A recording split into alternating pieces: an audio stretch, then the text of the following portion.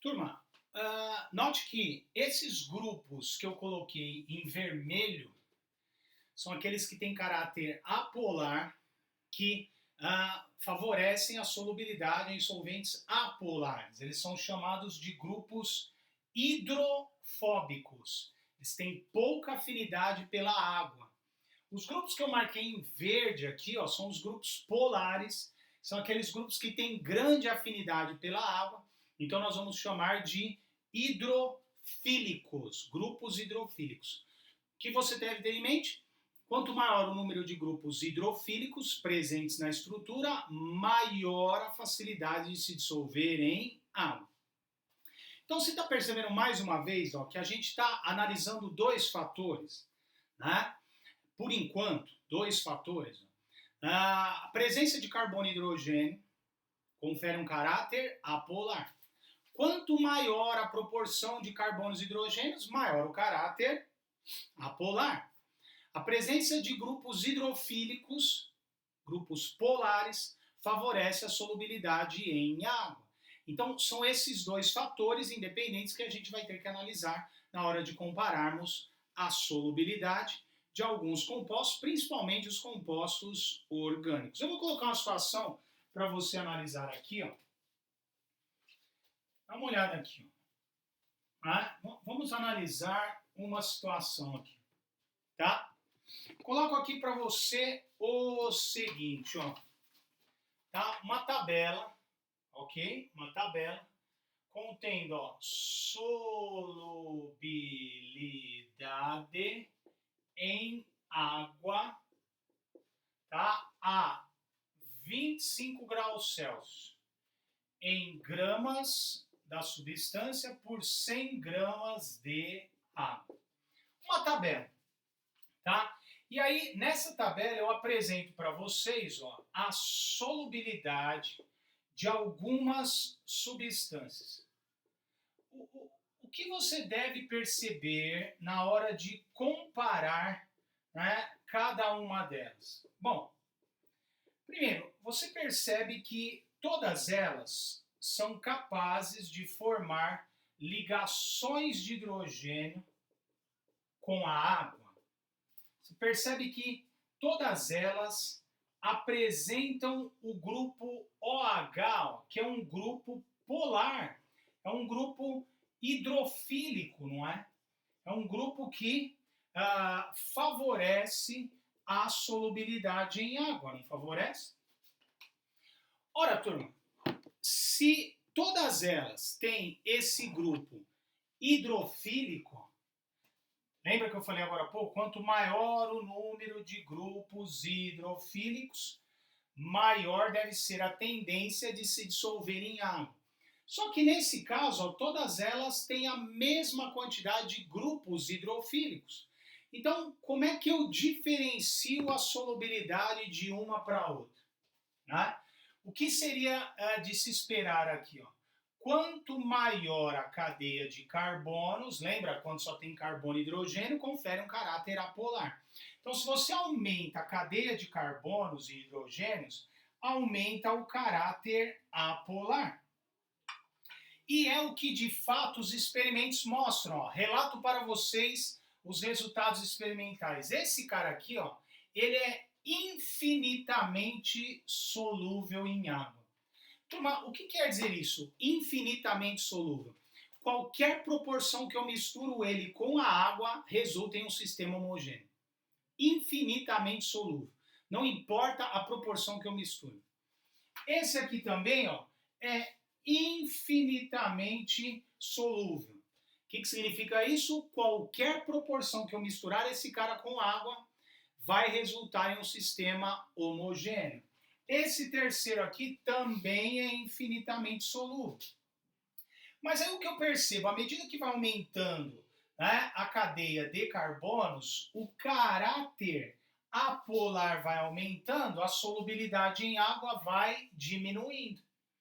Por exemplo, esse cara aqui, ele não é infinitamente solúvel. Esse aqui eu só consigo dissolver, ó, 8 gramas dele em 100 gramas de água. 8 gramas dele em 100 gramas de água. A solubilidade dele já não é infinita. Justifique isso numa prova. O que você vai falar? Quanto maior a cadeia de carbonos, maior, né, o caráter apolar, o que dificulta a solubilidade em solventes polares como a água. Esse cara aqui, ó, o que você espera? Aumentou a cadeia de carbonos, a solubilidade em água diminui. E é o que os experimentos mostram. Ó. Esse aqui eu só consigo dissolver 2,2 gramas em 100 gramas de água. Turma, então, maior a cadeia de carbonos, maior o caráter apolar, menor a solubilidade em água. Tá bom? Outra situação para você aqui, ó, né? Para você comparar a solubilidade. Tá bom? Eu vou colocar aqui, ó, duas vitaminas, turma. A vitamina C, eu vou desenhar aqui a estrutura da vitamina C, tá? E vou desenhar a estrutura da vitamina A. E aí eu gostaria que você observasse essas estruturas e falasse para mim qual delas você acha que deve ser mais solúvel em água. Qual delas que deve apresentar maior solubilidade em água? A vitamina C ou a vitamina A que eu desenho aqui? Dá uma olhada. Ó, vitamina A. Você fala, bem, eu não sei nem começar. Bom, sabe sim.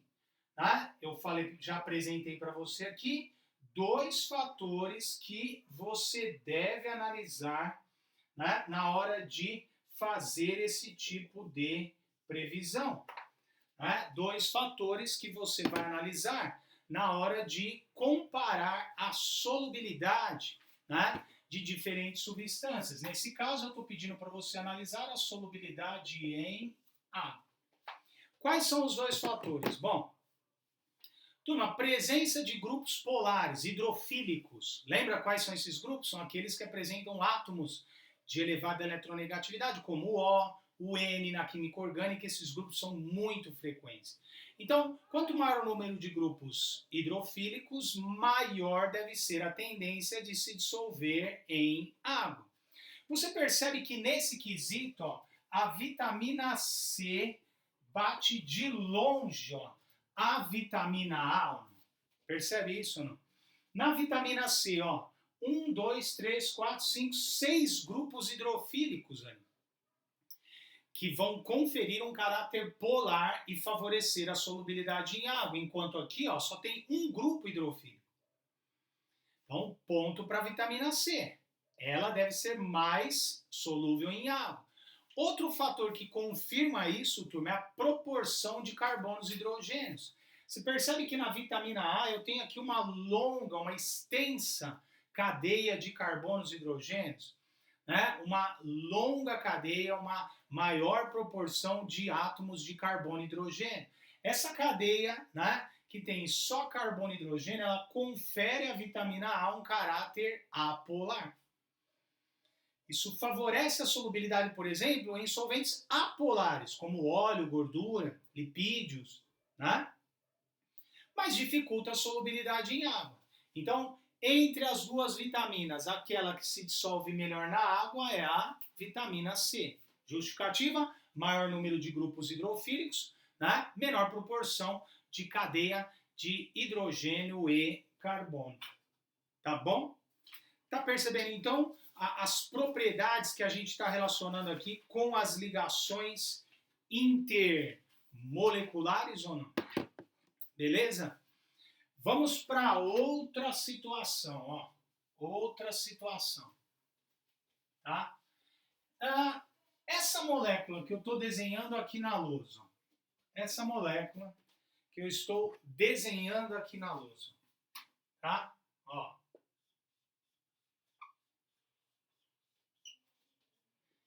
Turma, essa molécula que eu estou desenhando aqui na lousa, a gente chama de ácido carboxílico.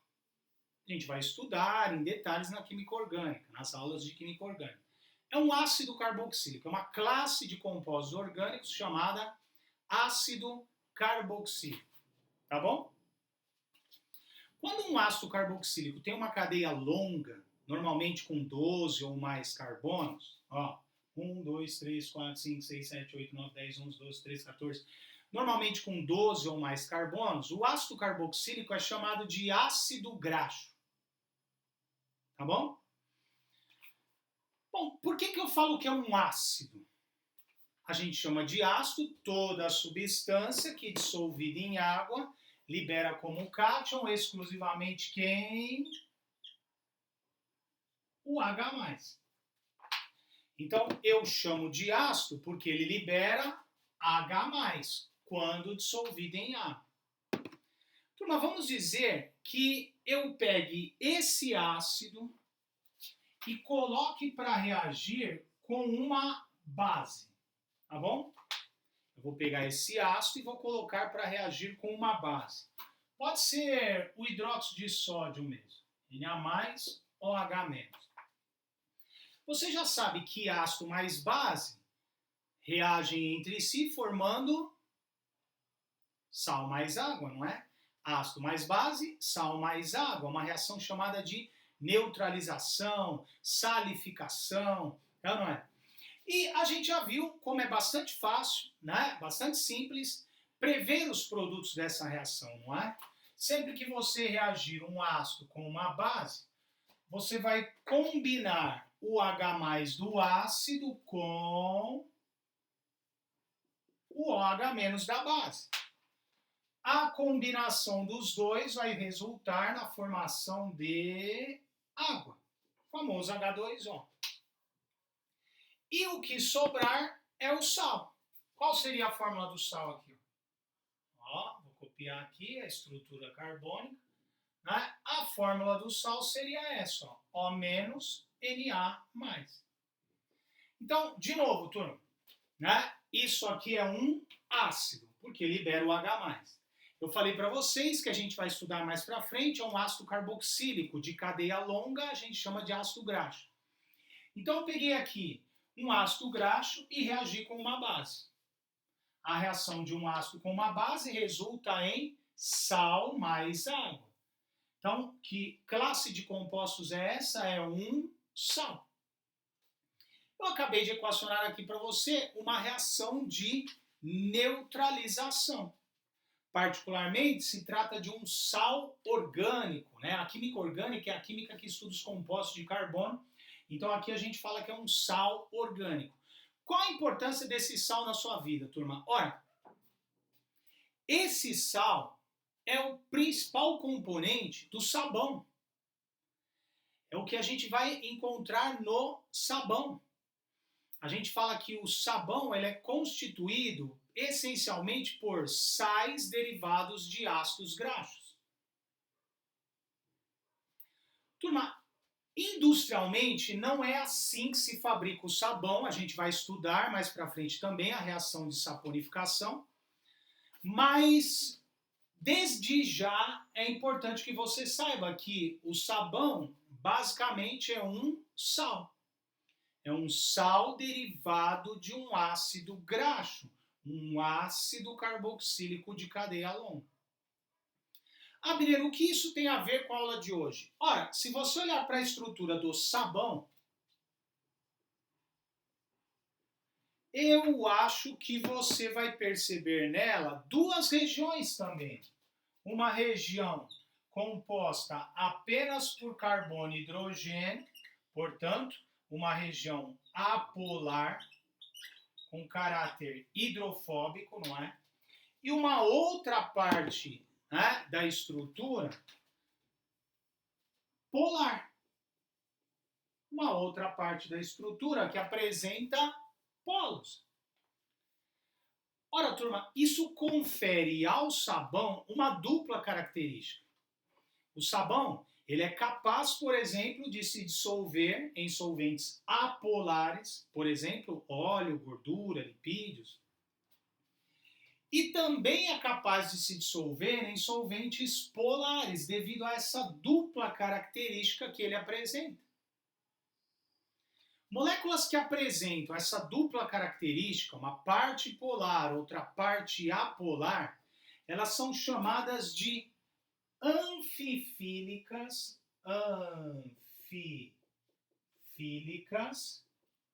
ou anfipáticas. Vocês vão se deparar com essas palavrinhas aí em várias questões. Então, já vão se acostumando com essas palavrinhas. Abner, o que quer dizer anfifílica ou anfipática? São estruturas que apresentam esse duplo comportamento. Uma parte da molécula fortemente polar, outra parte da molécula apolar. O que confere àquela estrutura o quê? A capacidade de se dissolver tanto em solventes polares quanto solventes apolares. Então essa é uma característica do sabão. Tá bom? Agora, turma, o que isso tem a ver com o poder de limpeza do sabão? A gente já sabe que semelhante tende a dissolver semelhante. Polar dissolve polar, apolar dissolve apolar. O que isso tem a ver com a capacidade de remover sujeira do sabão? Né? Como é que eu poderia relacionar isso com a capacidade de remover sujeira do sabão? Né? Vamos imaginar o seguinte, ó. Eu vou imaginar uma superfície qualquer, pode ser um tecido, uma roupa sua, por exemplo, que você acidentalmente deixou cair sobre ela uma mancha de gordura, uma mancha de óleo, uma mancha de gordura. Você estava comendo aquele lanche gostoso ali, ó, deu aquela mordida e caiu aquela mancha de gordura, mancha de óleo, né, na sua roupa. Então, digamos que essa seja a superfície, né, da minha roupa aqui. Tá? Uma superfície qualquer. Superfície qualquer. E, acidentalmente, eu deixei cair sobre ela uma mancha de gordura. Uma mancha de gordura. Tá? Turma, nós sabemos que a gordura é apolar. Né? Gordura não dissolve na água. Se a água é polar, a gordura deve ser apolar. Então, se eu tentar remover essa mancha de gordura utilizando apenas água, uma corrente de água, se eu tentar remover utilizando apenas água, provavelmente eu não vou conseguir. Então imagine aqui, né, o tecido, a superfície do tecido, a mancha de gordura, e eu tento remover isso com água, apenas água. Provavelmente eu não vou conseguir, ou no mínimo vai dar um trabalhão. Por quê, turma? Porque a água, ela é polar. Ah, vou colocar em cores diferentes aqui. A água é polar. Semelhante tende a dissolver semelhante. Então, a gordura não se dissolve na água. Fica difícil remover essa mancha de gordura com apenas água. Ora, e o que o sabão tem a ver com isso? Não sei se você lembra, agora há pouco, eu mostrei para você que o sabão, né, ele tem uma longa cadeia de carbonos que confere a ele um caráter apolar, e ele tem, né, uma outra parte da sua estrutura, né, com caráter polar.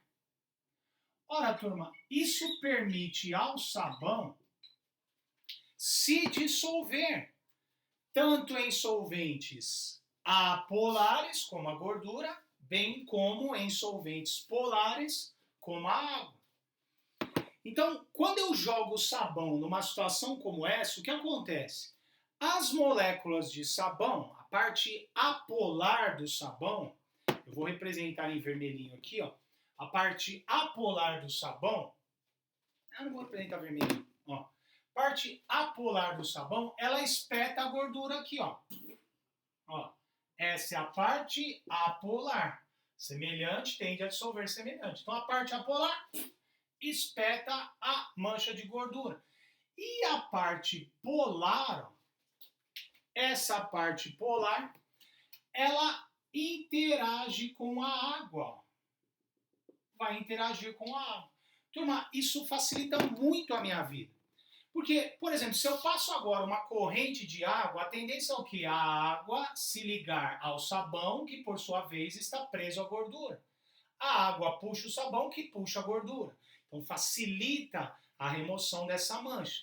Se eu der uma esfregadinha, cara, aí que fica lindo mesmo. Porque quando você dá uma esfregadinha, você fragmenta essa placa de gordura.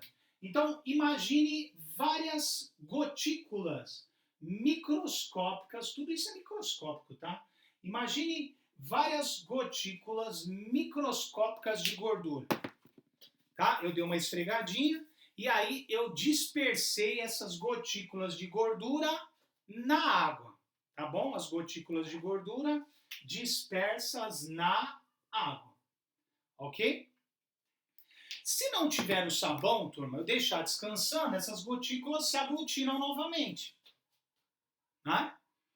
Mas se eu tiver o sabão presente, o que acontece? As moléculas de sabão espetam as gotículas de gordura. A parte apolar imersa na gordura, que também é apolar. A parte polar do sabão imersa na água.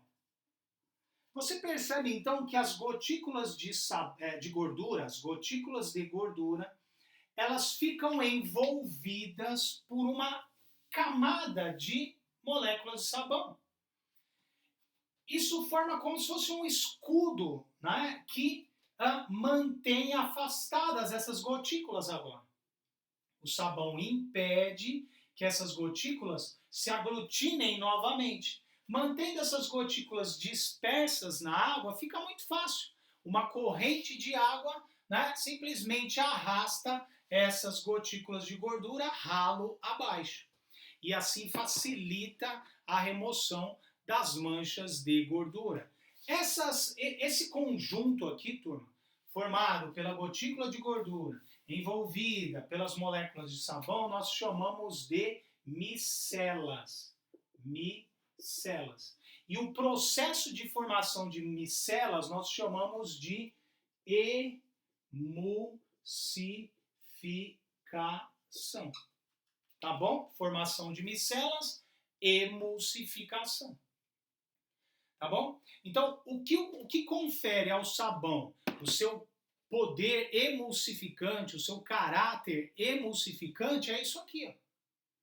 Então, se você tiver que escolher em alguma alternativa, ó, marque entre as alternativas abaixo aquelas que têm caráter emulsificante. Você vai procurar isso aqui, ó.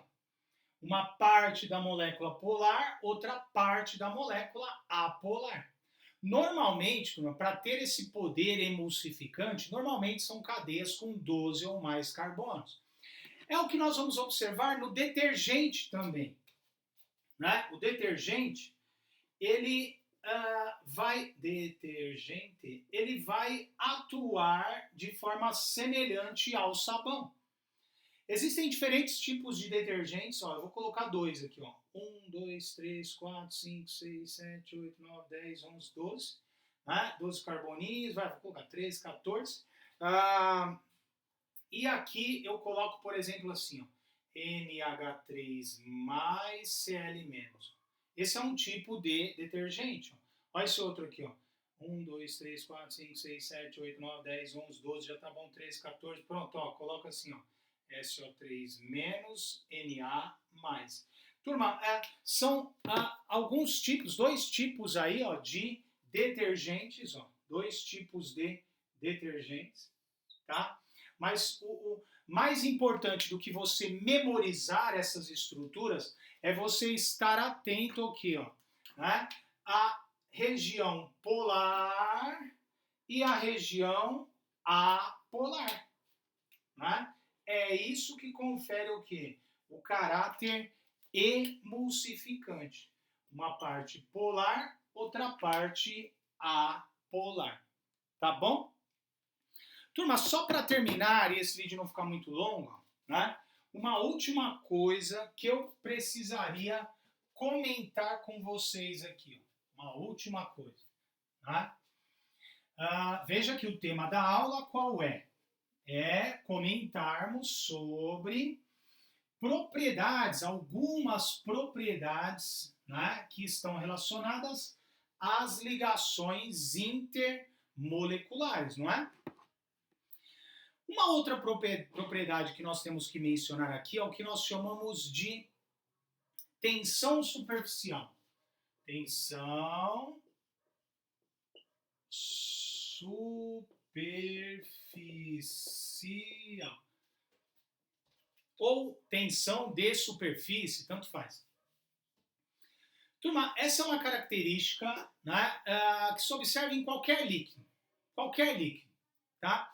Existe o que nós chamamos de tensão de superfície, na superfície do líquido, uma tensão superficial. Acontece com qualquer líquido, tá? Para exemplificar, eu vou pegar aqui um líquido qualquer, tá?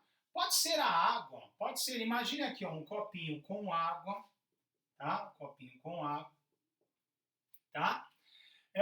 Turma, digamos que seja possível aqui dar um zoom, ó, eu vou dar um zoom aqui, ok? Ó, zoom é um, ó. Digamos que fosse possível você enxergar as moléculas aqui. Então, eu estou dando um zoom aqui, ó, na superfície, tensão de superfície, não é? Então, eu dei um zoom aqui, ó. Dei um zoom nas moléculas, tá? Na superfície. O que nós vamos ver aqui, ó? Né? Nós vamos ver no líquido, ó, né? O líquido que está aqui. Nós vamos ver aqui, ó, várias moléculas de água, o meu exemplo aqui é água, né? Uma ao lado da outra. Essas moléculas, obviamente, não estão paradas, né? Elas têm ali uma certa movimentação, né? Uma certa desorganização, mas o fato é que, turma, essas moléculas vão se atrair umas às outras. Existem ligações intermoleculares entre elas. No caso da água, é ligação de hidrogênio, não é? Se você considerar uma molécula de um líquido qualquer, no caso, a água, mas uma molécula de um líquido qualquer que se encontra no interior do líquido aqui, essa molécula, ela sofre atração de todas as moléculas vizinhas. Todas as moléculas vizinhas vão atrair, né, uma molécula qualquer que eu considerar no interior do líquido. Então vai ter uma molécula puxando para cima, vai ter uma outra puxando para baixo, vai ter uma outra puxando para a esquerda, vai ter uma outra puxando para a direita. Enfim, essa molécula no interior do líquido ela vai se sentir atraída em todas as direções pelas moléculas vizinhas. Essas forças meio que se equilibram. Mas o mesmo não podemos dizer sobre as moléculas da superfície do líquido. Se você considerar uma molécula da superfície do líquido, ela também vai ser atraída, ó, por uma molécula da esquerda, uma molécula da direita. Só que haverá moléculas embaixo dela que vão atrair essas moléculas da superfície para dentro do líquido. E não haverá ninguém aqui em cima, ó, né, capaz de contrabalancear esse puxão que está sendo dado para dentro do líquido. Turma, o que eu estou te dizendo é o seguinte: as moléculas da superfície elas vão ser puxadas para dentro do líquido. Isso provoca um certo achatamento, né? Uma aproximação dessas moléculas na superfície, moléculas mais próximas, isso intensifica as ligações intermoleculares entre elas, isso intensifica a interação entre elas, e surge uma forte interação entre elas na superfície do líquido, e essa interação é o que nós chamamos de tensão de superfície, ou tensão superficial. isso acontece com qualquer líquido. Quanto mais intensas forem as ligações intermoleculares, mais intenso será esse fenômeno. Então, se alguém te perguntar assim, olha, das alternativas abaixo, qual delas tem maior tensão superficial? Qual líquido tem maior tensão superficial? Normalmente, turma, são aqueles que formam ligações de hidrogênio. Quanto mais intensas as ligações intermoleculares, maior a tensão superficial. No caso da água, a tensão superficial é tão grande, é tão intensa, as moléculas ficam tão próximas e interagindo tão fortemente umas às outras, que alguns insetos, lógico, pequenos insetos, conseguem literalmente andar sobre a superfície da água. Ou até mesmo um experimento bem simples, mas você pegar uma gilete ou uma agulha, né, e colocar cuidadosamente sobre a superfície da água, mesmo ela sendo mais densa, se você colocar cuidadosamente sobre a superfície da água, sem romper essa película, né, da superfície ali, ó, a agulha fica ali em cima. É assustador isso. Espíritos? Não. É assustador isso, né? Devido a essa elevada tensão de superfície, eu venho com a agulha aqui, eu ponho ela aqui, ó, com muito cuidado, né? Lógico, se você jogar ela fundo, mas se você colocar aqui com muito cuidado, ela fica paradinha ali em cima, devido a essa elevada tensão superficial. Tá bom? Turma, o que o sabão tem a ver com isso? Quando você adiciona sabão ou detergente nesse cenário, sabão ou detergente, né? Quando você adiciona qualquer emulsificante nesse cenário aqui, o que vai acontecer? As moléculas de sabão, eu vou colocar em azulzinho aqui, ó, as moléculas de sabão, né? Elas tendem, sabão ou detergente, seja lá qual for o emulsificante, elas vão se posicionar como, turma? Na superfície do líquido. Como é que essas moléculas vão atuar na superfície do líquido? Elas vão se posicionar dessa maneira, ó. A parte polar fica imersa no líquido, na água, e a parte apolar, ó, fica para fora. Parte polar imersa na água e a cadeia carbônica apolar fica para fora do líquido. Lembra que o sabão tem lá uma cabecinha polar e uma longa cadeia de carbonos apolar. Turma, então essas moléculas que se concentram na superfície do líquido, elas acabam diminuindo a tensão superficial. Elas atuam ali como obstáculos entre uma molécula de água e outra, diminuindo a interação entre elas, a atração entre elas, diminuindo a tensão superficial. Então a gente fala que detergente, sabão, eles diminuem a tensão superficial da água. Tá? Por essa razão, né, eles são chamados de tensoativos. Tensoativos.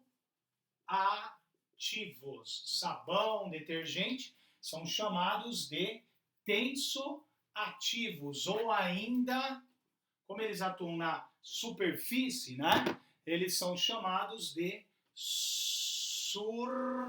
na superfície, surfactantes. Tá bom?